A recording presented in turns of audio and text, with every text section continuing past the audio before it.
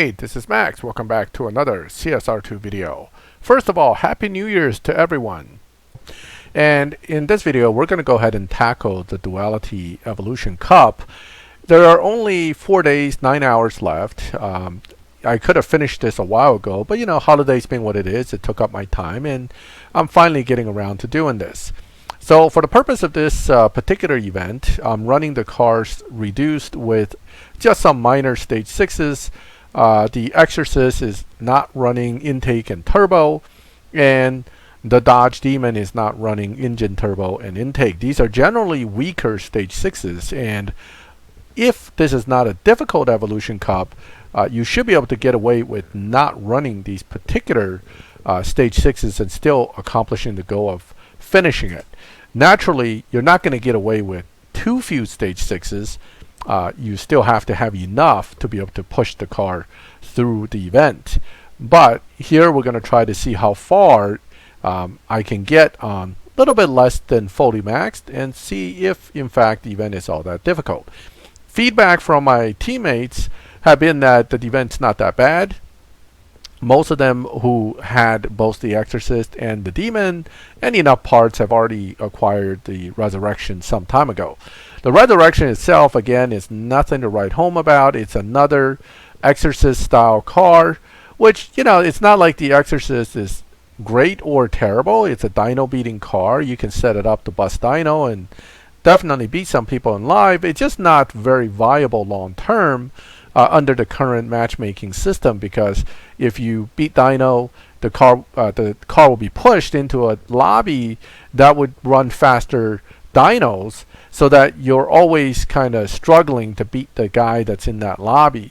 So the way to do that, and live racing in general right now, is to get cars that are going to basically lobby well. What that means is that you can get a faster dyno into a slower average dyno lobby. Your car will do very well in beating the opponents in that lobby, but that requires both the car to run a slightly lower performance point and high Evo. So we call it the low PP high Evo.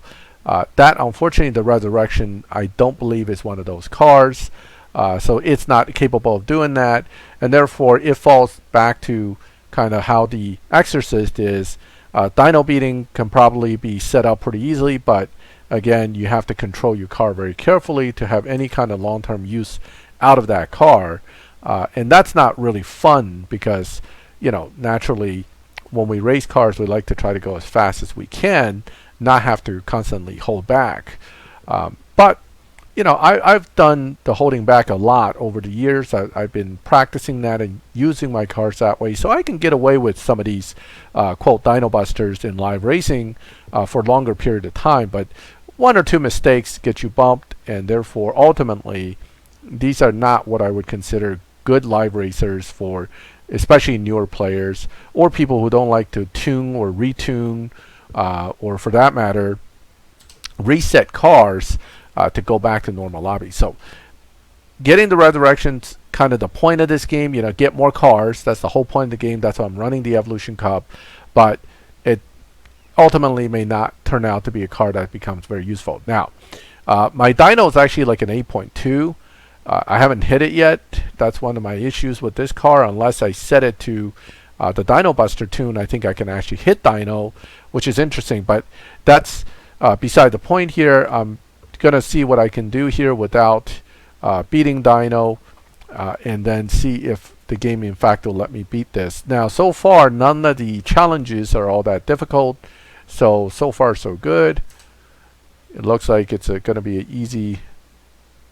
Yep, 287. Now, if there's another speed trap that's going to be even faster than this, then I might be in trouble. But 271 wasn't all that bad.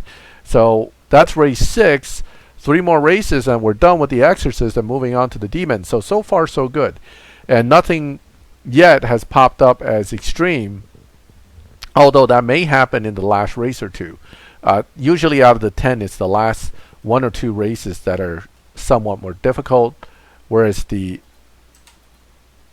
beginning races, like any of the event stuff, it's always easier in the beginning and then moves up in difficulty. In this case, I think I've been looking at basically relatively easy all the way so far. Now it's moved up to green from blue, so there's a little bit of a change here that may affect my ability to get through 8, 9, and 10. So let's go ahead and see how much they're going to push this. Let's take a look at the next race. I think these are all going to be basic, race against opponents. So again, I just want to make sure I get a good run out of the car. Oops. All right. Double shifting usually isn't going to be helpful, but I should be okay still. That wasn't a great run because I double tapped the mouse key and it kind of instant double shifted. But interestingly, this one was green race, right? But then it went back to blue. So the next race is supposed to be a lot easier, so I shouldn't have to worry, right? It's only getting easier, not harder, which is unusual, but that's good. That's a good thing because I can make it through this. Now, this is a sprint. This car's pretty good at that. And there it is. It's done. Now, the cars that can do 260 mile per hour, pretty decent time, and sprint well, these are your good Tempest options, because Tempest cars have to beat Harkness for Tempest 3, but in Tempest 2 it's all sprints, and in Tempest 1 it's just, you just have to beat the time. But Tempest 3 tier 5 cars, everybody always asks, what's the tier 5 to use? Well, you have to look at the criteria. One, the tier 5 must run faster than what Harkness will run in the end, which I believe is somewhere around a 9.1 or 8.9. So that's one of the factors you want to consider. And then the remaining factors are basically that it can hit at least 260 mile per hour, and that you will be able to actually get through and get through all the sprints with the lower performance point setups. So you basically have to win by, one, having a car that'll do the time, and two, be good at sprints, and three, be able to actually do the speed traps. That's the 3 items in Tempest 3 that you have to worry about. Now I'm going to re-verify, and I believe Tempest 3 tier 5 for Harkness, yeah, it's about an 8.9, 9.0 time that he runs. So therefore, you need a car that runs well faster than 8.9. Now, which cars will be easier? Well, the cars that can do 8.9 with stage 5 only obviously will be easier to use. There are very, very few of those. Most of them are in the 9.1 range, but anything that runs stage 5 and can get like 9.2, 9.3, and then if 2 or 3 stage 6 will get you to 8.9s, those kind of cars are definitely better for Tempest 3 than ones that barely can run 8.9 fully maxed, like the Ford 2005 Ford GT, not 2005, but the newer T5 Ford GTs. They can barely run 8.9, so you don't want that car because it's going to be tough, right? You want a car that runs 8.1, 8.2 at the minimum fully maxed, but preferably a 7-second car fully maxed that doesn't have to be all the way maxed just to get to what you need to do, which is beat that 8.9 time. Any of these tier 5 cars with stage 6s pretty much can hit 260 mile per hour. There are a few notable exceptions, but generally they can. And then ultimately, most of the ones that are a problem nowadays isn't going to be for speed trap and time. It's actually the sprints that a lot of newer, really fast, really good tier 5 cars kind of struggle a little bit at sprinting. So you want to test those sprint runs before you lock in one of these tier 5s for any of these events, particularly for Tempest. But cars like this, which may not make the greatest live racers, actually usually makes pretty good Tempest options, because again, fast sprint, fast time, and fast mile per hour are all part of the performance envelope of these cars. And something like the Dodge Demon, this car will be used easily in Tempest 3 to destroy Harkness with the level of upgrades I have. Now, this car is actually 8.8, probably with just 1 or 2 stage 6. So you can use this car easily to beat Harkness and succeed in Tempest. So that is one of the things about, I get this question a lot in Tempest 3 Tier 5 car options. Don't forget, there's so many Tier 5s in the game that for us to try to really tell you this is the best and that's the best for Tempest, it's just not going to be possible. Pretty much, you want to look at the factors, right? That's what you do. Is it easy to build? Can you build it?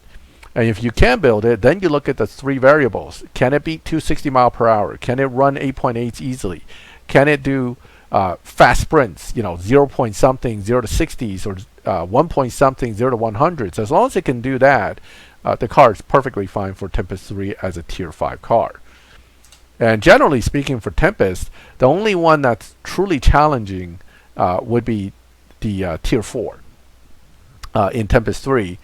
Tier 2, well, actually Tier 1 in Tempest 3 is quite challenging with the Mazda because you're stuck using that crappy car and you have to take care of that. Fortunately, I have a video for that, but Tier 2, Tier 3, and Tier 5 really isn't that bad. Tier 2, a lot of people struggle simply because they picked the wrong car, but Tier 3, a lot of cars can do it. Tier 5, a lot of cars can do it. Tier 4, we've been talking about it so much, there are probably tons of videos out there about Tier 4 cars that can do it, including myself. I have a few videos on that. And then Tier 2, I have this really long-winded video I made years ago that addresses, like, the Boxster's good at it, the AMG A45 is good at it. There are a few other cars that are good, the Civic Type R, the Mini Cooper GP, the Golf GTI Rocket Bunny, the Mazda Miata Rocket Bunny can do it at stage 5 only, and your Legend Ferrari 250 GTO is also extremely good. Now, we're not really talking much about this event here that I'm actually racing because I'm not really doing anything particularly difficult here. I mean, I'm at race 17 out of 20, and as you can see, missing 3 stage 6 on this Dodge certainly didn't hurt it. Not struggling too much. So far, so good. Now, it did show orange now for difficulty, but I'll tell you that that's just because they always make it orange and red by the end of these events to kind of intimidate you, I like to say. Because the orange difficulty doesn't really mean much. It's not really that difficult. Green is extremely easy. Only when it's like 4 red bars, then you got to worry because chances are you're not going to make it. But 3 orange bars like this, 2 greens, 1 blues, no big deal. Don't mess up your shift pattern too badly and you should have no problem. Now, I'm already facing 8.0 car. I was told by other players that the final race in here, the fastest you deal with is 8.1. So I'm a little surprised it's already 8.0, but that is theoretically still 8.1 because it's 8.08. But, that's pretty quick. So if I'm not running 7s, I wouldn't be winning these. But it looks like my 7.8 seems to be holding its own just fine. So that got me up to race 19. Now it's okay, so that one is 4 red bars. That could mean 1, I simply can't pass it, or 2, it's a sprint or a speed trap and I need to retune to get through it. So let's take a look what it is. It's a speed trap, 307. All right, let's see if we can get through it without retuning, but there might be some retuning needed. Okay. Yep, 281. So not going to hack that with 281, right? It's just not going to do it. So what you're going to do is you're going to go back to your dyno tuning. So, hey, I actually have to do some tuning for this Evolution Cup. Usually I have to do a few bits of tuning depending on the car, but this one, it looks like, at least for this speed trap, definitely have to tweak it a little bit. Let's go ahead and tweak it. It's not that hard. Yeah, I like that. That number looks pretty good. 307, quarter mile. Now, I could probably push it better just by doing something like this. 321, you see? So basically, you want to get into the upper gears fast. Nitrous is there, so let's go ahead and do this. That's assuming, of course, I'm going to drive it properly. So I may still botch this one more time before we get it through, but let's see. Now it's saying it's pretty easy speed trap, so let's go ahead and do it. So speed trap tuning, first step is if your car tunes to 0-100 to get the best times, usually putting it to 53.47 will get you increased speed trap benefits. If your car is already at 5347, then it oftentimes requires tweaking of the final drive, usually making it more aggressive to pull off the same thing. But in the end, it's always a combination of tire versus transmission and shifting and nitrous timing to get through speed traps. So here I got the 321 that was shown on dyno, and we're moving on to race 20. Now, good thing they're kicking me back to the map, because then I can take a look at the difficulty of race 20 and see that I'm probably not going to want to run it without retuning. So I'm going to go back and put it back to 0-100, put it back to 2.0 final drive, and then I'm going to come back and see if it lets me make it through. But here we go. So we're going to go back to that, go back to this. That jumps up. Bang, 7.865. Mind you, I haven't hit that yet, but at least I can hit 7.9, 7.8. I should be all right. And now we go look at the final race. This is the race to win the car, and then we're done with the Evolution Cup. Notice it went to orange, and it's a relay, meaning I have to do well with both cars, but at least it's orange, and therefore my chances are very good. Hard, in my opinion, is more like easy, so I'm not too worried about it. Extreme is where you always have to worry. If it's full extreme, that usually means the opponent cars are so much faster you just can't win it without more upgrades. Okay, so here we go. No problem, getting a huge lead. So now it's going from hard to easy. Probably this orange may change to green. Not quite, but it went a little bit less hard. A little bit easier is what I would like to say, instead of a little bit less hard, right? Glass is half full kind of guy. Yeah. All right, let's go. Here we go. I think I probably should have used nitrous differently, but whatever. Does the job, okay? So that means this car short 2 stage 6 weak ones. This car short 3 stage 6 weak ones, no problem. Now, if you're short the strongest stage 6, that might be a problem. Usually that's when you get stuck, is when you don't have the strong stage 6. But with the way we ran it, no problem getting through. And if you watch my whole video, you certainly got a large blurb from me about tempest setups and all that stuff. And I hope some of that information was good for you. And here it is, the Camaro Resurrection. This is the Hennessey Resurrection, which is basically a more powerful version of the Exorcist. In real life, this is quite an impressive car, considering it's putting out over 1,000 horsepower.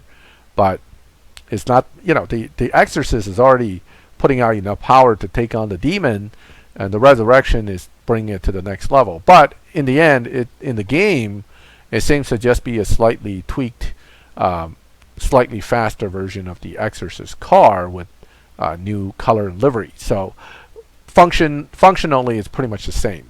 So anyway, that's it. When the Purple Star Resurrection, I'll put it in the right spot. Maybe build it. I'll slow build it at some point. I should be able to maybe get access to a fully maxed one of this to test out on another account. Maybe I will look into if there is a good tune or something for this car for live racing. I will separately make a video, but I'm not counting on that. In any case, I hope you liked the video. Feel free to make comments. Let me know what you think, any thoughts, information. You found a super tune for this car, whatever it is, feel free to share. Again, if you liked the video, leave a like.